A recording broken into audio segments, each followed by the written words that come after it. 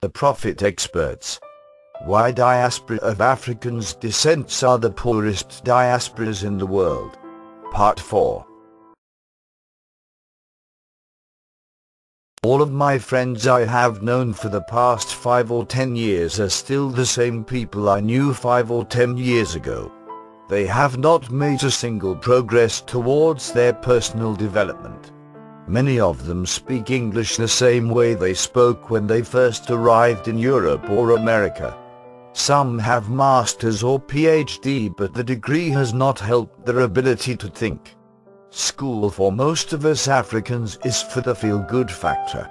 A friend of mine has a PhD in accountancy, but he works as a security officer and he blames his plight on the British system. This guy cannot use Microsoft Excel, and when I pointed this out to him he said he is an academician, therefore does not need to learn how to use Excel. Imagine in this day and age a chartered accountant does not know how to use Excel, not to talk of other accounting software, and he blames the British system for his lack of progress. My friend Sam is so eloquent. If you met him for the first time, you would think he graduated from Oxford Language School.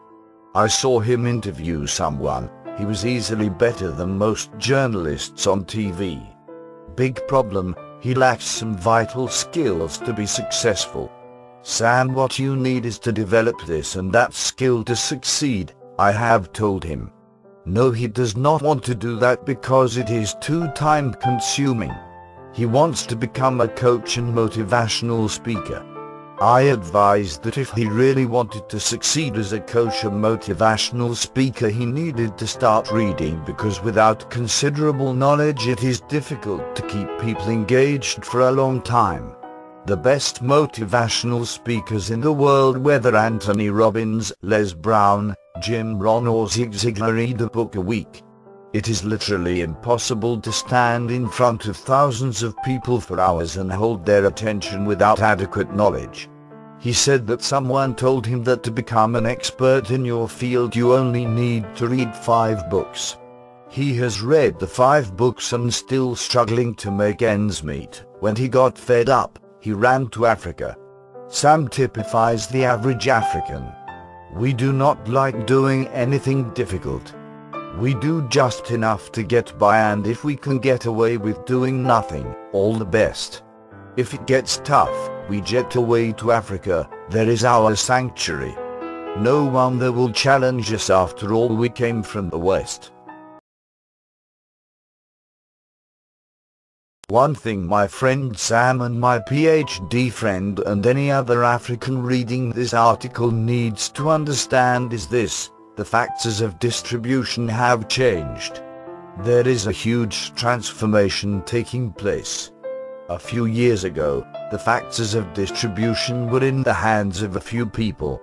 Today anyone can distribute anything with a click of a button. A few years ago, after writing an article, I had to send it to one of the big newspapers or magazines such as Financial Times, Economist, Wall Street Journal and the rest of them.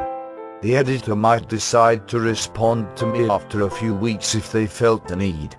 Today I do not need them. I have my private blog and there are thousands of online article directories that will publish my article, and in an instant someone in India, China or South America will be reading my article.